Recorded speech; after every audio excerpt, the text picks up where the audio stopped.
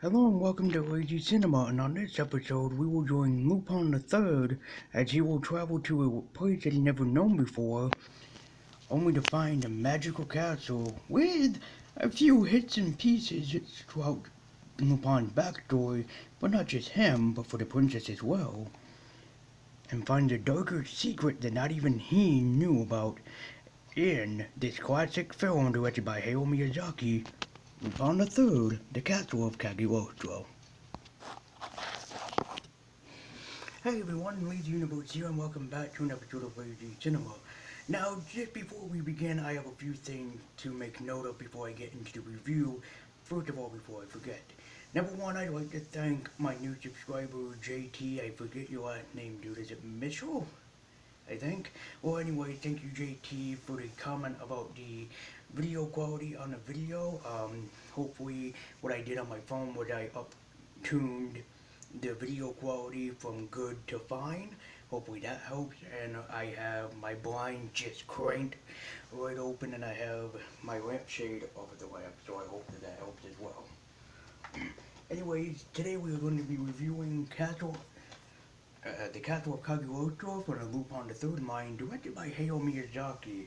Yes, the same Miyazaki that brought us such classics like Princess Mononoke, which I don't like. Howl's Moving Castle, and of course, Spirited Away, two of his greatest works that were Academy Award winners.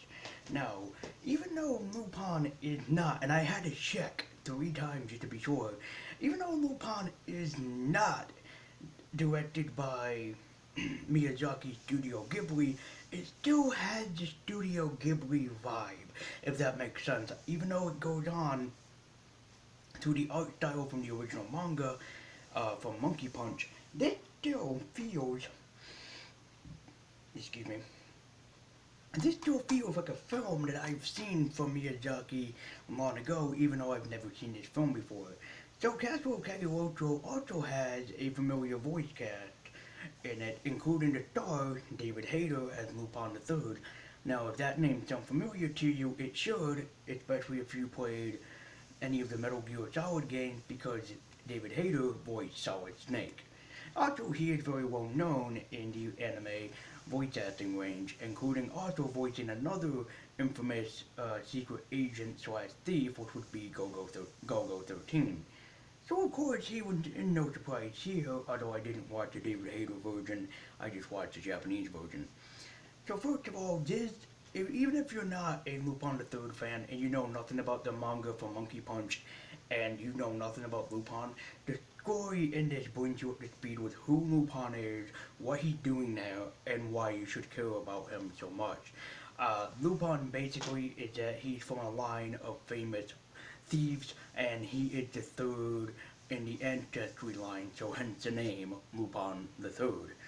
So Lupin and his friend Jigen, or co-worker Jigen, go to the Castle of Cagliostro because Lupin is drawn there not only from getting counterfeit money, which plays a big part in this, but also to find someone who had saved his life before he even met Jigen when he first started his career as a world-class cat thief.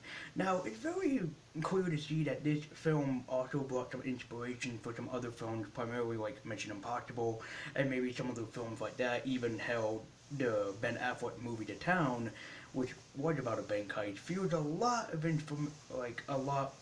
of inspiration from Lupin the Third, primarily in how Lupin acts and sets things up, sort of like a chessboard, and then watches it all fall into place.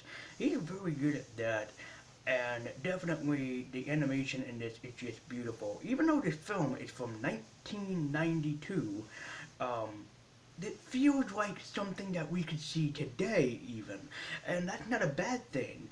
I mean, Miyazaki does a lot for, the artwork looks very similar to images I've seen of Monkey Punch, and that's not a bad thing because it draws inspiration from the artist's original work. And the story of Cagliostro is definitely wonderful, especially setting us up with the lord of the house who just wants to marry the princess Cagliostro to get all her treasures, but it turns out that there's a lot more that happened in there behind the scenes, mostly from the prince who wants to become a king. And that scene it becomes mostly the play of the whole thing, and the prince, goddamn, is one of the most sinister bastards in this whole thing. I really think that the Japanese voice actor definitely brought this character to life and really gave him a more sinister thing behind besides just being behind the scenes. I mean, mostly he does nothing and he has henchmen that work for him, but at the same time, he's so cynical and evil. You have to care about him. That's what the beautiful part of Lupon is, and definitely Lupon is essentially not just a big figure, but also he has his friend Jigen and Goemon. Is it Goemon or Gomon? I want to say it's Goemon because it's playing paying a nod to the original, robotic cat. But samurai, kitty cat, it works for me too. I mean, I could see cats as samurais. But one thing I really do love that the story does very well is that even though you think that the story goes nowhere, somehow it manages to loop you back into the story and let you know what's going on. I mean, even there were some parts where I was confused until it brought me back in and I was like, oh, that's what's going on, which is a very good thing, especially for a suspense film or more importantly, a mystery film. And I'm not a person that can usually solve puzzles and mysteries, but in this, somehow I was capable of solving the mystery along with the characters, and that's what really was good about it.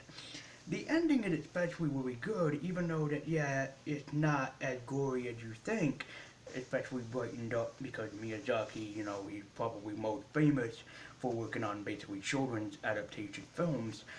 Really, you can still feel the darker tone in it and really look at it the way that you're supposed to as a dark, dreary, and depressing film. Even when Lupin is in the catacombs, when he is sent to the catacombs completely on purpose, I suppose, and finds out, what people have been fighting for since the early turn of the century, it really goes to show you of how long this has been happening, how long they've been in control, and how long they've been counterfeiting money behind the scenes.